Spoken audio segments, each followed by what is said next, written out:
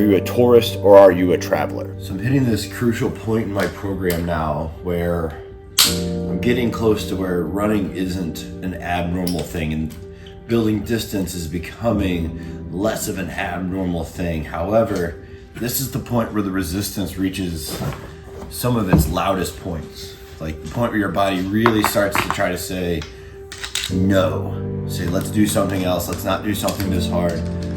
I'm at that point. I'm at the greatest point of resistance in this program heading into this run right here. A lot of success gets determined on how I deal with this right here.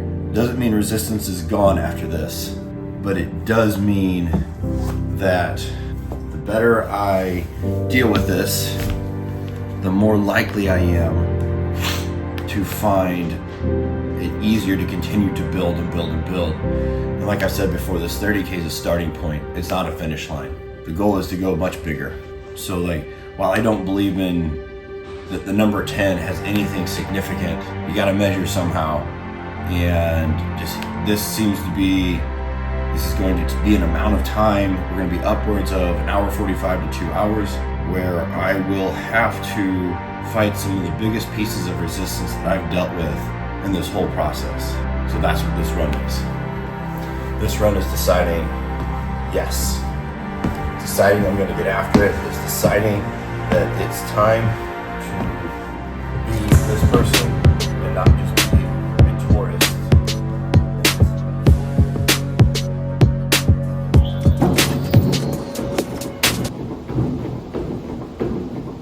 So I started off my 7 miles on the Assault Runner. I don't know why I thought I was gonna want to do 7 miles on that thing. It's just too nice out, and I was just like, you know what, I gotta go. Got some real cool views.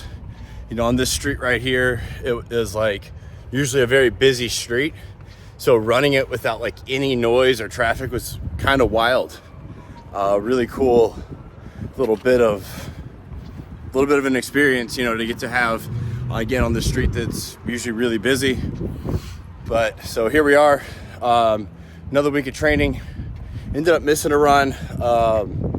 Not super cool, a little bit not embarrassing, but like just kind of weird. Just got a nasty fucking hemorrhoid, and I had to miss one of my base runs. So hit my 7 mile moderate today. I've got 10 miles tomorrow, and that's the big thing we're getting into. Is my very first 10 mile run. It's kind of neat to hit that double digit mark. You know, numbers are arbitrary, but it still feels, you know, a little bit like a landmark. So I'm gonna continue. I'm gonna cool down from this run. Get in the cold tub, get some calories, get some down regulation breathing going. And then tonight, like the biggest challenge for this run is I've got 2 guys fighting tonight, and one of them's the main event. So it's gonna be a late night for me. So I'm just gonna have to figure it out, manage it, and 10 miles tomorrow.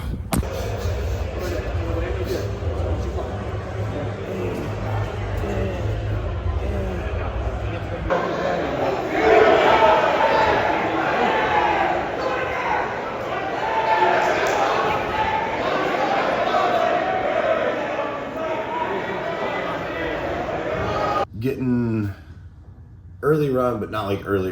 Last week I was at 5 a.m. This week I didn't even get home until almost midnight from the fights. Both my guys won. Really good fights, really good fight card. So kind of going on some less than optimal sleep, but we're going to get after it. So I got up, I've done my breath work like I normally do in the morning, like gotten a little bit of just movement. I ate a banana. I'm gonna have some of these gummies for some more carbs. I'm also gonna be drinking this G1M, so I'm getting all that set up. So I'm gonna be doing the G1M here. It just keeps working. I'm at this like phase where like I'm trying to be very consistent with the stuff that I'm using for no other reason than to learn exactly what it's doing for me, exactly how I'm feeling with it. And so yeah, I think that's just a big piece of that preparation thing, just being consistent. So I feel like if you just let it sit without shaking, it has a tendency to get a little bit harder to break up. So get that shaken up now. Got my pre-workout, move your body. Yesterday's 7 miles, I did not use this. And obviously I was just fine, but I realized another thing, like, you know, like I'm saying, like figuring out exactly what it's doing for me. It would have been nice to have. Would have been nice to have on the run. So we get that going, and then from there, it's really not a whole lot today. Just one gel will be plenty. I would imagine there's going to come a point where for 10 miles I won't need a gel. But for right now, we're testing it out. I'm seeing how I feel. My plan is to put that gel down somewhere between 5 and 6 miles in. And then for my pack today, I'm just gonna put 2 scoops of electrolytes from Bare Nutrition. I also realized, like, I'm just gonna be doing so much electrolyte supplementation. I wanted some more stuff. I wanted some more flavors. I've got some buddies in fact, they make this hat, Go Switchback. And I got these the other day, and it's an orange creamsicle flavor, which is, for whatever reason, a flavor that I really like. And this stuff is fantastic. So if you're looking for something to mix up the electrolytes, I think it's also one of the most unique flavors that's still good that I've come across. So from here, it's real simple. Knock it down, drink it, eat it, change everything out, and let's go get this run done. Yes, I've actually never been on a running blade before. Really? Yes, I'm actually really excited to see what this feels like. That's dope. You're excited to try one. Yeah, because I think a longer run is in my future. All right. Not because I want to. I just, like, I'm so determined. I was so limited for so long. Well, you'll get your chance to run on one. Right? I refuse to have a physical skill limited experience opportunity. I always want to be, like, if someone comes like, hey, let's do this thing, I never want to be like, oh shit, I don't really know how, I don't have the proficiency to run, so I can't do this. Nope, I'm not. I refuse to let that be a limiter in my life. I get that choice. It's kind of funny. I feel like I'm going full on kook here. Got the hat, the vest, the shorts, the fake running foot, the whole nine. So let's go knock this guy out. I'm sorry, buddy. You're 14 years old and you get tired after 1 mile. I don't think you can go and run 10. Yeah, you're getting out of breath just thinking about it. I'll see you in a little bit, buddy boy.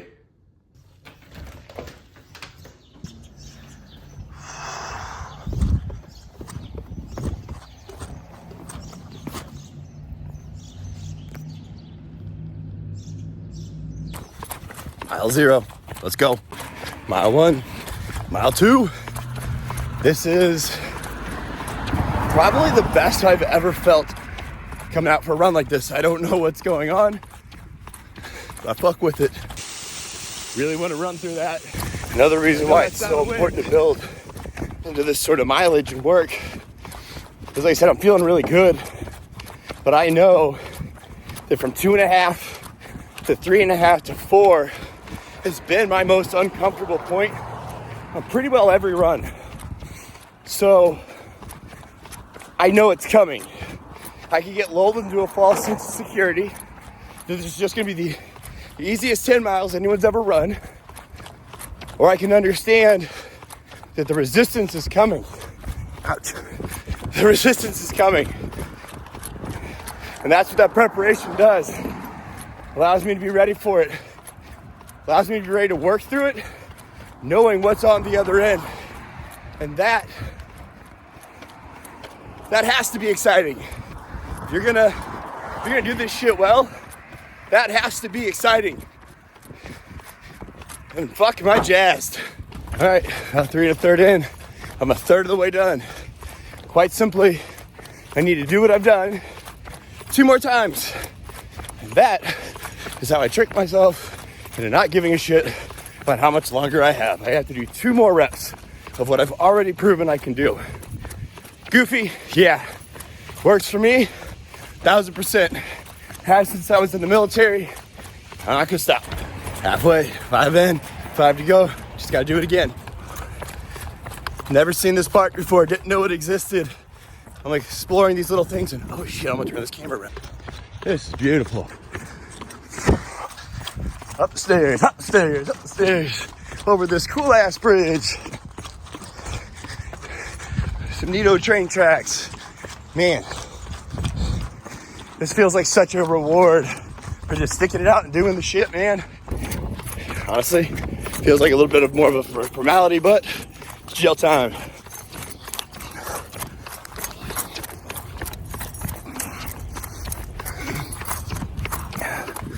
Sure, that was the POV video y'all were looking for. Stuff is delicious. It literally tastes like apple cinnamon applesauce. I have misread my map. I am way off course. Hope this really keeps the mileage similar, but we're gonna find out. Mile 8. Well, I found myself in Tower Grove Park, which I've run a bunch. I've run through Forest Park, which I've run a bunch. Not a bunch, run once. Mile 9. Oh, I'll be going there later. My best friend right there. Just past the 10-mile mark, about a half mile from the house. Probably gonna go ahead and run most of it. Give me somewhere around 10.3 to 10 and a half miles. Yeah, woo! Fuck yeah, man. This is the first time I've truly felt like instead of trying to figure out how to run, I actually feel like an endurance athlete today. And that's fucking cool. I'm also fucking starving. More food. Fucking crushed. All right, walked a little bit on the way in, just kind of cooling down, sitting down in front of the house, but man, what a fucking run. Like, easy is the wrong word, but like wildly prepared. I was ready for this to be the run. It was kind of like a make or break. Like this was going to be the last like major like resistance of like, hey, let's not go do this. And then my body will, start to decide that, this is what we do now. It's not as novel, especially after getting through next week's deload is kind of where my brain was at. And I was ready for that. And the reality is, I don't know if it's because I was ready for that resistance, but I didn't really feel it, to be honest. Like it didn't mess with me. I felt strong. 2.5 to 3.5 was definitely the closest to that resistance. It's where I felt the worst, but I still didn't feel terrible at any point. Literally right after I knocked that gel down, I started to feel a pulling in the one calf that I've got. That really came down to a technique thing. I had to make sure that my foot was nice and relaxed like you want, and a good running gait. And, that was, in and out, but it was never like a problem. And yeah, Dragon slayed, man. Dragon slayed. And now we know the script. Cold tub, calories, down regulation. Fuck yeah. Get about 15 to 20 minutes into a hot Epsom salt bath, hit the cold tub. We are well on our recovery train. All right, had something pretty cool planned out for wrap up. Did not happen, so here we are at the desk. And just kind of like, there's like just two big reflections I've got that I feel like from a transformative standpoint, I underwent in this episode and on this run. Was just simply like just reflecting back and having gratitude for that choice. I tossed that little clip of that podcast. That was just under a year ago where I got asked, or was gifted that blade. And right before I gifted that blade, I had that conversation, and just a lot of gratitude for my decision to go. I got a ton of great reasons, conventional wisdom speaking here, ton of great reasons to have done none of this. I'm really grateful that I did. And the second one being this concept that we talk about in my Not Dead Yet group. Are you a tourist or are you a traveler? And to me, to really sum that up, the tourist wants a picture, the traveler wants a lesson. And I want to be a traveler, always and forever. So this endeavor is no different. I want to truly understand endurance. I don't just want a picture at a finish line and a medal that I can talk about in 10 years about that one time I did that one thing. I hope that's old news in a year or two. So that was really such a big turnover and turnaround for me in this 10-mile run that happened in this week of training. So thanks for watching. Really excited about everything is to come. We got a deload week next. Not the most exciting thing from a training standpoint, but I think I've got some really good stuff coming for you there. So please click subscribe, so that you can see when that one comes out. Comment if you got them, and thank you so much. Bye.